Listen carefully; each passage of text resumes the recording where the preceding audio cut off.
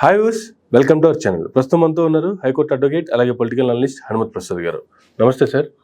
Sir, India Pakistan వారు తర్వాత వస్తున్నటువంటి కొన్ని సంఘటనలు, బయటకు వస్తున్నటువంటి కొన్ని వాస్తవాలు, లేదు కొంతమంది మీద ఇటువంటి అవాస్తవాలు స్ప్రెడ్ అవుతున్నాయి, అసలు జరుగుతున్న పరిస్థితులకు సంబంధించి ఏం చెప్తారు? కొంతమంది యూట్యూబర్స్ ఎవరైతే ఉన్నారో భారతదేశానికి సంబంధించినటువంటి యూట్యూబర్స్ ప్రపంచ దేశాలన్నీ తిరుగుతూ ఉన్నారు. దాంతోపాటే పాకిస్తాన్లో కూడా అనువనువు తెలిసినటువంటి యూట్యూబర్స్ ఉన్నారు, వాళ్ళ కూడా పాకిస్తాన్ ఏజెంట్లుగా పనిచేస్తున్నారు అనేటువంటి వస్తున్న వార్తల్లో వాస్తవాలు ఏంది, అసలు వీళ్ళ యొక్క పాత్ర ఏంది అంటే ఏం చెప్తారు సార్? అసలు కానీ టెక్నాలజీ బాగా పెరిగిపోయాక కొత్త కొత్త పుంతలు తొక్కుతున్నాయి. దాన్ని మనం గమనించేటప్పటికీ మన చేయి దాటిపోయింది. ఇదివరకు మనకి రా ఉంది, గూఢచారి వ్యవస్థ. రా వాళ్ళకి ఐఎస్ఐఎస్, వాళ్ళ గూఢచారి వ్యవస్థ. దీంట్లో ఏంటంటే గూఢచారి ఏంటంటే ఒక ప్రాంతంలోకి ఒక మన వాళ్ళు వెళ్ళి అక్కడ అన్నీ సేకరించుకుని ఎక్కడికక్కడ సెట్ చేసుకోవడం.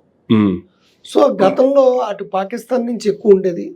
వాళ్ళు ఏంటంటే వాళ్ళ మనుషులు ఉగ్రవాదుల రూపంలో రావడం, ఇవి చేయడం, లేదా మన మిలిటరీలోనే లేకపోతే వాయు మార్గంలో కానీ వీళ్ళని కానీ హనీ ట్రాపులు చేసి వాళ్ళని పట్టుకుని వాళ్ళ ద్వారా రహస్యాలను తీసుకోవడం, వాళ్ళని అడపదడప అరెస్ట్ చేస్తూ దొరికిన వాళ్ళు కూడా ఉన్నారు, గూఢచర్యం చేస్తున్నారు. ఇప్పుడు కొత్త పంతులు తొక్కింది. వాళ్ళు మెయిన్ వాళ్ళని కాదు. ఇప్పుడు ఎప్పుడైతే సోషల్ మీడియా డెవలప్ అయిందో యూట్యూబర్స్ అంటూ కొంతమంది వెళ్తున్నారు పాకిస్తాన్కి వెళ్ళాక వాళ్ళని ట్రాప్ చేస్తున్నారు. వాళ్ళని ట్రాప్ చేసి వాళ్ళకి డబ్బులు ఇచ్చి వాళ్ళని మళ్ళీ ఇక్కడ పంపించి మీరు అక్కడ ఎక్కడెక్కడైతే ఉన్నారో ఆ స్థానిక స్థావరాల దగ్గర కానీ ఇక్కడ కానీ వెళ్ళి ఫోటోలు తీసుకున్నట్టుగా, బ్లాగ్ చేస్తున్నట్టుగా సెల్ఫీలు అవి తీసుకుని మాకు అవి పెట్టండి. సైనికుల కార్యాలయాలు ఎక్కడెక్కడ ఉన్నాయో, ఏ వాహనాల మీద వెళ్తున్నాయో ఆ వాహనాల నెంబర్లు అవి పంపించినందుకు కానీ ఇవ్వడం.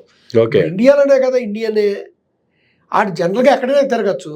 వెళ్ళేటప్పుడు ఫోటో తీసుకుంటాడు, అక్కడ వెనకాల ఏదో ఒక సైనిక వాహనం ఏదో ఉంటుంది, నెంబర్ పడుతుంది, దాన్ని ఫార్వర్డ్ చేయడం. ఇవన్నీ ఈ మల్హోత్రా చేశారు కదా, మేడంని అరెస్ట్ చేశారు. అరెస్ట్ చేసినప్పుడు ఇవన్నీ బయటకు వచ్చాయి. సో అక్కడి నుంచి వాళ్ళ రెండో వర్గం ఏంటంటే వీళ్ళు కొంత ఇన్ఫర్మేషన్ ఇచ్చేవాళ్ళు అయితే ఎక్కడెక్కడ ఏ ప్రాంతాలు ఉన్నాయని, కొంతమంది బాంబింగ్లను పెట్టడం, ఎలా పెట్టాలి ఇవి ఎలా పెట్టాలని చెప్పి ఉగ్రవాదుల కింద తయారు చేసి ఇక్కడ వాళ్ళనే కొంతమందిని డబ్బు చేసుకుని పాకిస్తాన్ వీసా ఇవ్వడం ద్వారా రప్పించుకుని వాళ్ళని పంపించడం. ఏ సెక్షన్ ఇవ్వకుండా ఏదో క్యాజువల్గా వెళ్తారు, వచ్చేస్తారు. ఇలాగా విజయనగరం అతను, ఇక్కడ బండ్లగూడ దగ్గర ఒక అతను సిరాజ్, సమీర్ అనే వాళ్ళు దొరికారు. అంటే టిఫిన్ బాక్స్ దాంట్లో బాంబులు తయారు చేసి అక్కడ పెట్టడం అనమాట. సో ఈ నేపథ్యం ఇక్కడ ఎలాగుంటే ఇది దేశ భద్రతకి పెను సవాల్ కింద మారింది. వాళ్ళు హిందువుల నుంచే కొంతమందిని డబ్బు చేసుకుంటున్నారు, ఎవరికి అనుమానం రాకుండా. ఇప్పుడు ఆవిడ దొరికిన ఆవిడ భారతీయ జనతా పార్టీ నేను కార్యకర్తని, హర్యానా బీజేపీ అని చెప్పి ఆవిడ పదే అడిగినా అడగపోయినా అందరికీ చెప్పుకుంటుంది. సైనికుల దగ్గర చెప్తుంది, బోర్డర్ దాటేటప్పుడు ఆ వీడియోలన్నీ బయటకు వచ్చాయి.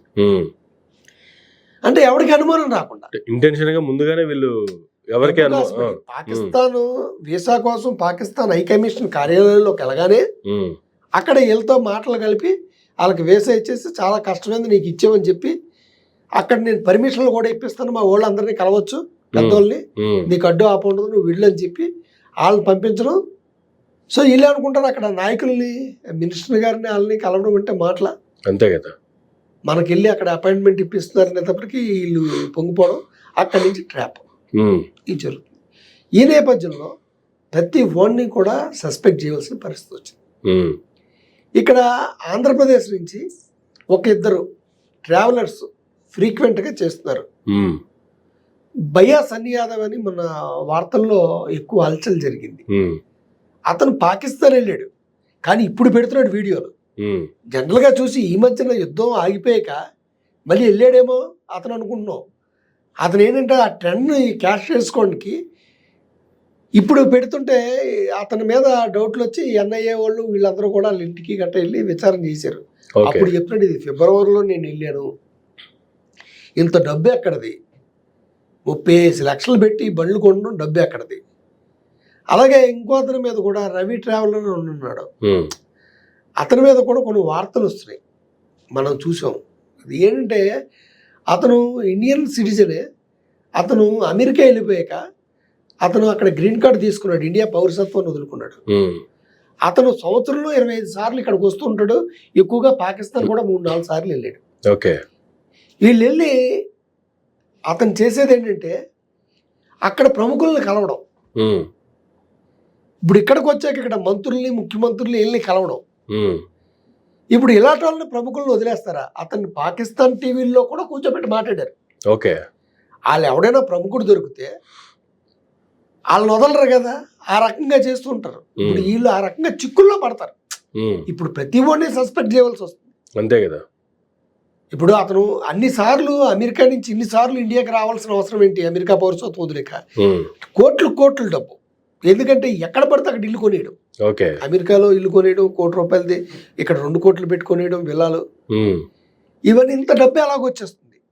గతంలో కూడా అతని మీద కొంతమంది డౌట్ పడి సబ్స్క్రైబర్స్ అడిగారు, ఇంత డబ్బు నీకు ఎక్కడదే అనేసి. అతను ఏమో చెప్పుకోవచ్చు అంటే, నేను షేర్ మార్కెట్లో పెట్టాను, అందువల్ల నాకు పెరిగిపోయింది ఈ ట్రిక్ అనేసి. ఆ ట్రిక్ అది ఎంత షేర్ మార్కెట్లో పెరిగిపోయినా అంతలా పెరగదు కదా.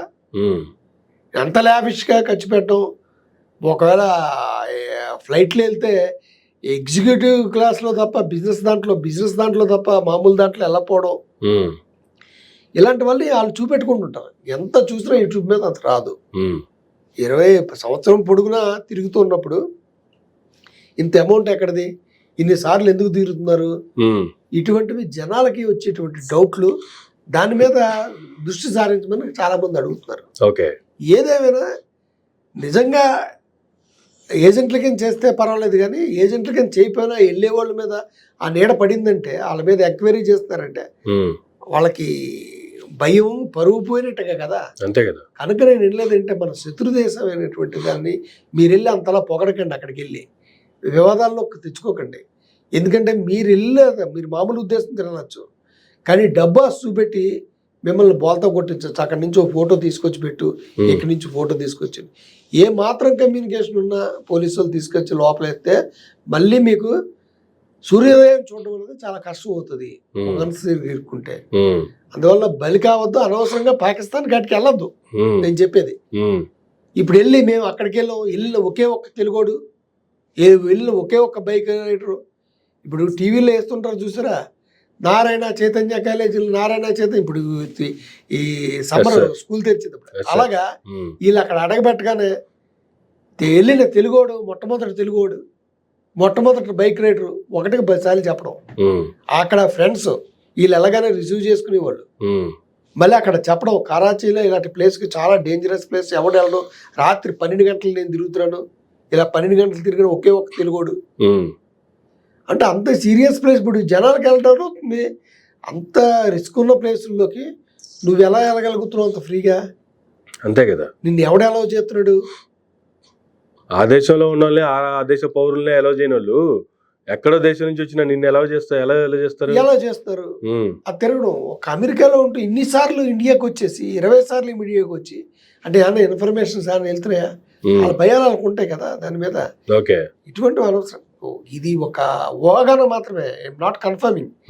ఇంత వచ్చేదాడు మామూలు ఉన్నప్పుడు అలాంటి వాళ్ళు ఎందుకంటారు? ఎవరిని అనుమానించడం కాదు, లేకపోతే ఎవరిని నిందితులుగా చిత్రీకరించడం కాదు, బట్ జరుగుతున్న పరిస్థితుల నేపథ్యంలో ప్రతి ఒక్కరిని అనుమానించాల్సిన అవసరం అయితే కలుగుతుంది. ఈ రోజున యుద్ధం జరగబోయి ఉంటే చాలా ప్రమాదాలు జరిగేవి. ఆల్రెడీ టిఫిన్ బాక్సులు ఇవి పెట్టుకుని రెడీగా సమీర్ అనే అతను, ఇంకో అతను సిరాజ్ అనే వ్యక్తులు బాంబులు పేల్చడానికి ట్రయల్స్ చేయడానికి కూడా రెడీగా ఉన్నారన్నట్టుగా వార్తలు వచ్చాయి.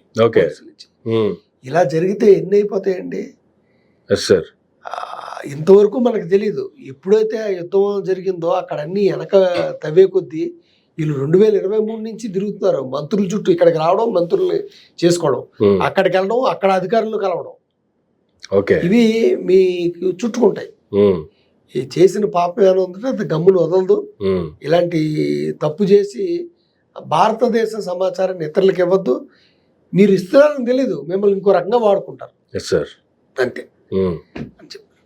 రైట్ సార్, థ్యాంక్ యూ అండి, thank you very much sir. ఇదండి యూట్యూబర్స్కి ప్రసాద్ గారు ఇచ్చేటువంటి సలహాలు కావచ్చు, లేదంటే ఆయన చెప్పేటువంటి జాగ్రత్తలు కావచ్చు, ఎవరిని ఎవరు అనుమానించకుండా, ఎవరి మీద ఎటువంటి నిందలు రాకుండా, ఎవరు ప్రపంచానికి దూరం అవ్వకుండా, లేదు పోలీసులు ఒక్కసారి చిక్కుకుపోయారు అంటే అంతే సంగతులు. ఇంకా అటువంటి పరిస్థితులకు ఎవరు పోకూడదు అనేటువంటిదే వారు చెప్తున్నటువంటి వివరణ కూడాను. ఇది ఈనాటి ఇంటర్వ్యూ. మరో గంటలో మళ్ళీ కలుద్దాం. చూస్తున్నానండి మైరా మీడియా.